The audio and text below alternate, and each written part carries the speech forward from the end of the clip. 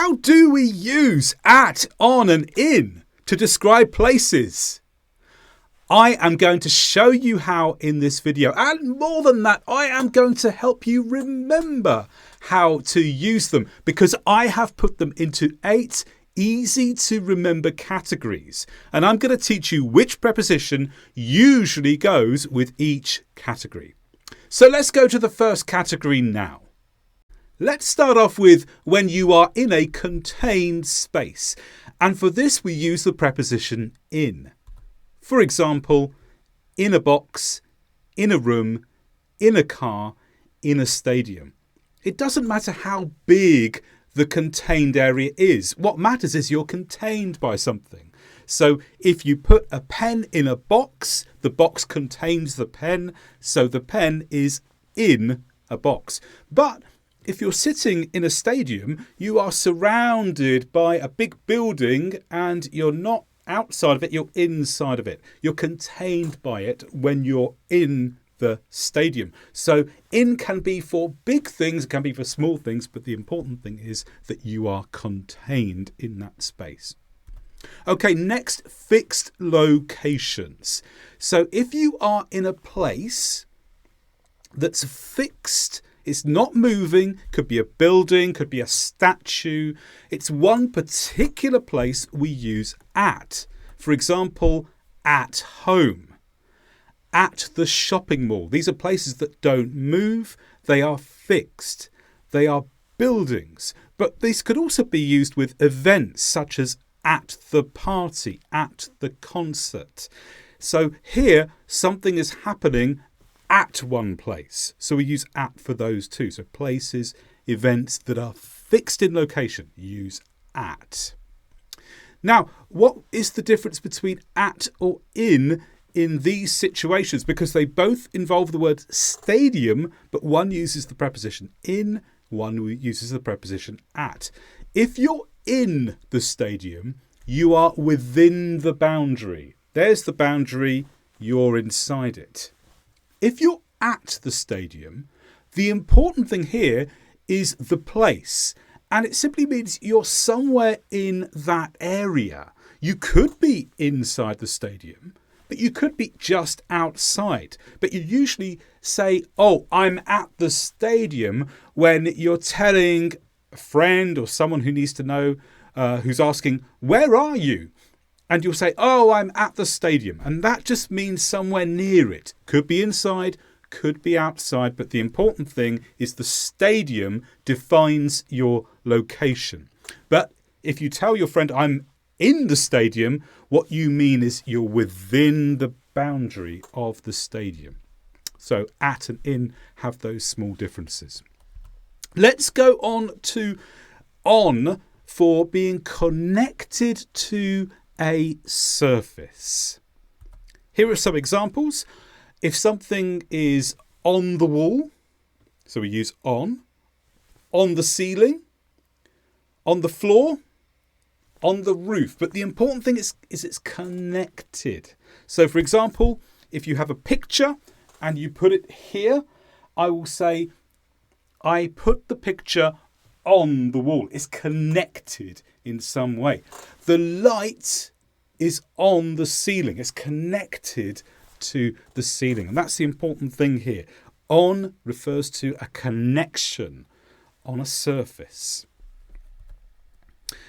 How about these examples here? On or at. They both refer to the beach, but in the first one we say we're on the beach, and that means that there's some physical connection between us and the beach, maybe the sand. So we're standing or sitting or lying upon. There's a direct connection between the beach and us. But if I say at the beach, again, I just mean I'm somewhere in that area.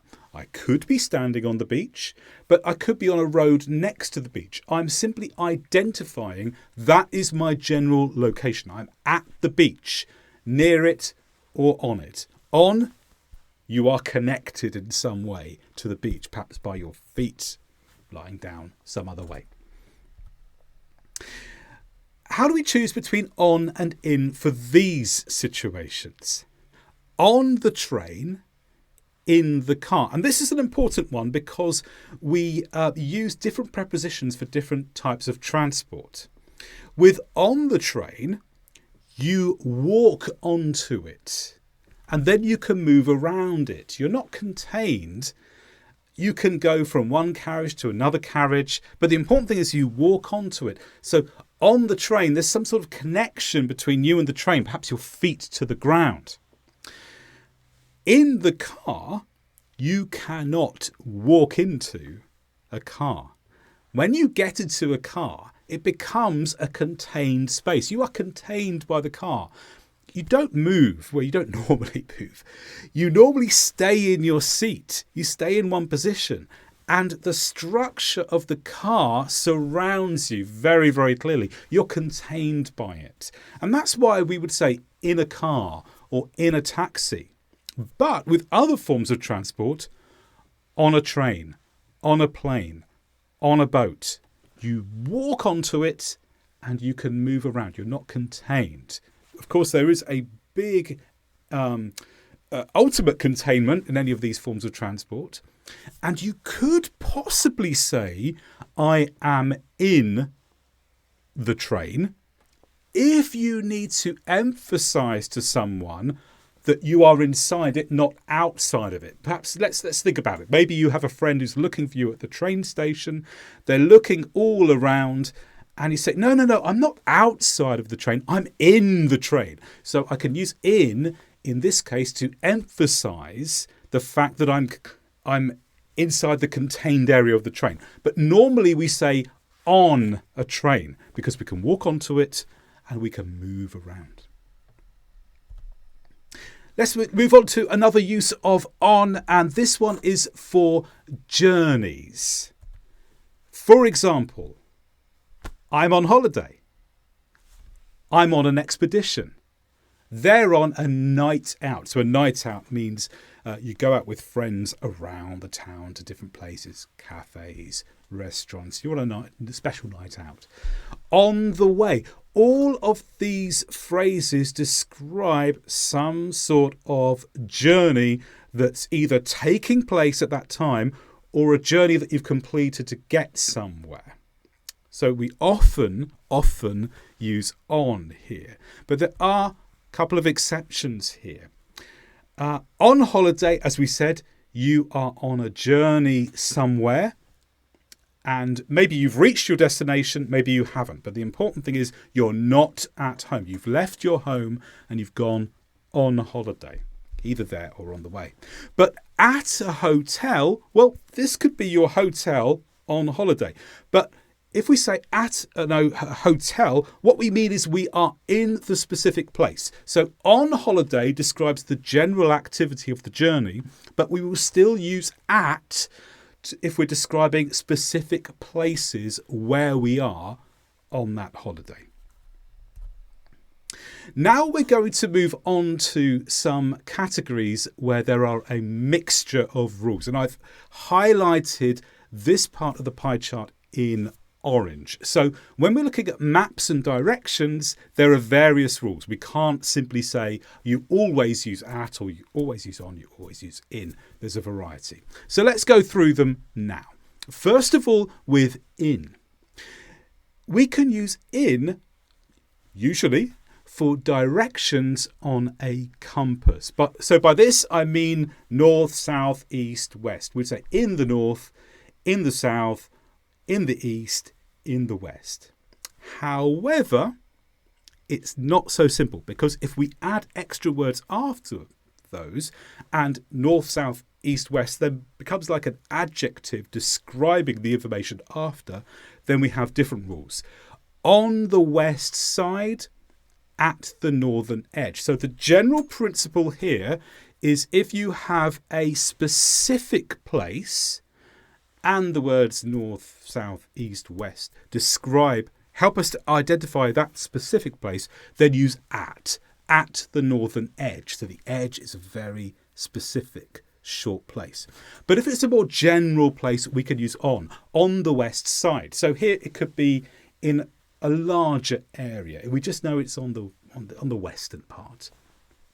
So, but generally in for directions on a compass. We also use in with general locations. It tend to be locations that are not named, or cities or place names that describe a large group of people. So, for example, a city like London, or a country in the United Kingdom, but also the more general names of these places. So in a village, in a town, in a suburb. But again, we would still use at if we are trying to describe one specific place where we are. So although maybe you are in London, that's the big city, telling someone you're in London doesn't really help them know exactly where you are. So you would say, oh, I'm at Big Ben in London. So at Big Ben helps to identify your precise location because it refers to a specific building. I'm at Big Ben, that's exactly where I am, but the general area in London. Now, directions from where you are. Many phrases involve on. So let's imagine you're standing in one place and you're asking someone, where's the nearest bathroom? And they say, oh, it's on the left, or it's on the right, or it's on the first floor, it's on the second floor. So on is frequently used in these situations, but not always, because we can also say at the end of the road. Or we can use at with other specific locations again. So generally on, sometimes at.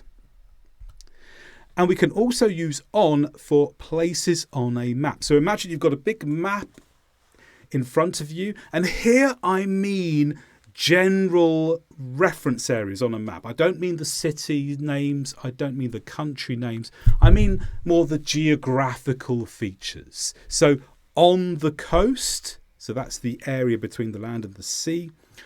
On the river, so a river, you could spot it on a map, and it normally goes a long way into the country. Or on the mountain. So a lot of places on a map which are geographical features you can use on.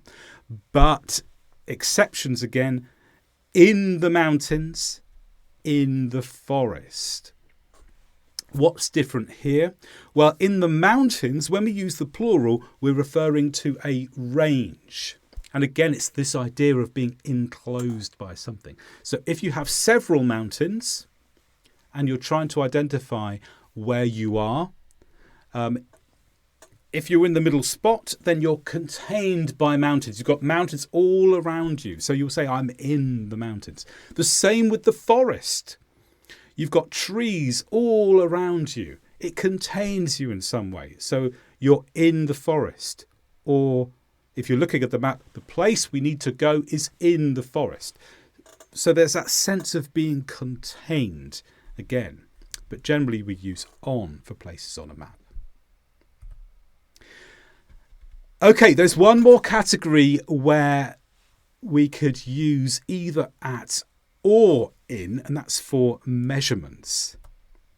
Now, there are lots and lots of different measurements. Some of them are covered by prepositions of place. Some of them would come into a different category, so I've not included them this time because I didn't feel they were to do with place enough.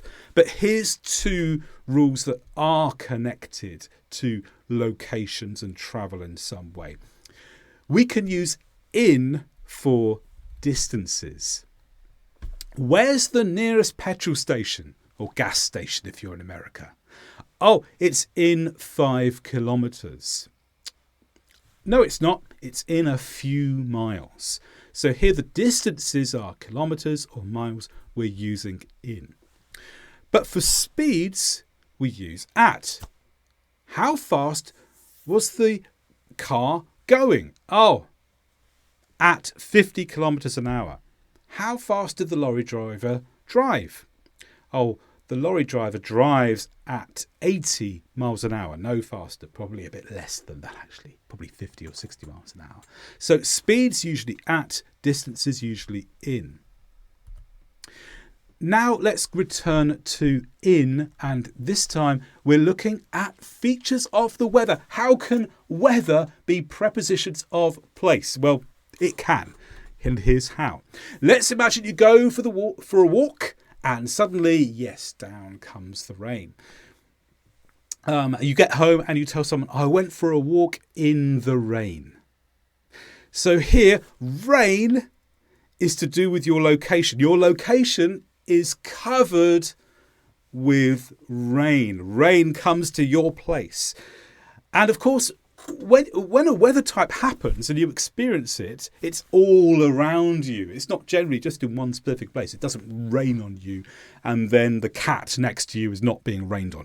Normally, if you're being rained on, everything else you see is being rained on. So we say, I'm in the rain. That's the place I'm in, and it just surrounds me everywhere I can see. But perhaps it's not raining. Perhaps it's sunny everywhere. And instead you say, oh, isn't this lovely? Everything is in the sun. Or if it's really hot and you get behind a tree, you could say, oh, so much nicer here. I'm in the shade. What a relief. But it could also be for light and dark. So I'm in the dark. So that's when there's no light at all. So here, different weather types can use in to describe them if that is your experience of where you are.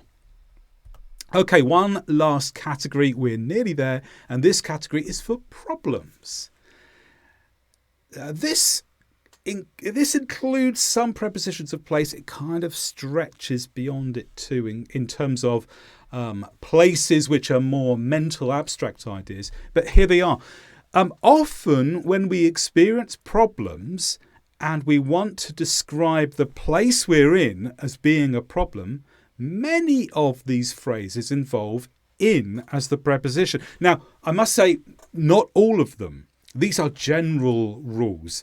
And if you've studied English for a long time, you know there are going to be exceptions. But it is surprising just how many phrases to do with problems related to your place start with in. I'm in hospital because I've got an injury. I'm in prison because I committed a crime. I'm in trouble. I'm in danger. Now, trouble and danger aren't physical locations, but they do describe something of your experience in that moment. And they have an idea of being in a bad place, in trouble, in danger. Many, many phrases starting, there will be more too, starting with in before a problem. So how do we decide between at or in for these sentences? In the hospital, at the hospital. If you're in the hospital, you're definitely inside. You're not outside. You're not just in the general area. You are definitely inside. And you might be staying there. There's a sense that that's going to be your place for quite some time. If you say at the hospital, you're saying, I'm in the area. I could be inside, but I'm not staying there. So if I'm at the hospital, maybe I am making an inquiry. Maybe I'm seeing a friend who is staying in the hospital and I'm just there for a short time. Maybe I'm there for 1 hour visiting, then I'm going to come away. I'm at the hospital. Or maybe I've driven by car to the hospital and now I am parking in the car park and my phone rings and my brother asks me, where are you? I will say, oh, I'm at the hospital. Now, I'm not in the building. I'm just in the general area. So at could mean in the general area. It could also mean inside, but not staying there. In is different. In means I'm inside, and it could mean that I'm just there for a short period of time. But in is usually used if you are staying there for some time. So it's good to know the difference between it and at in these situations is similar with prison too. So there you are, 8 different categories for prepositions of place. And this is going to help you remember when you generally use a particular preposition for a particular meaning to do with place. Always remember there are exceptions, but this will give you the general rules. You'll usually be right.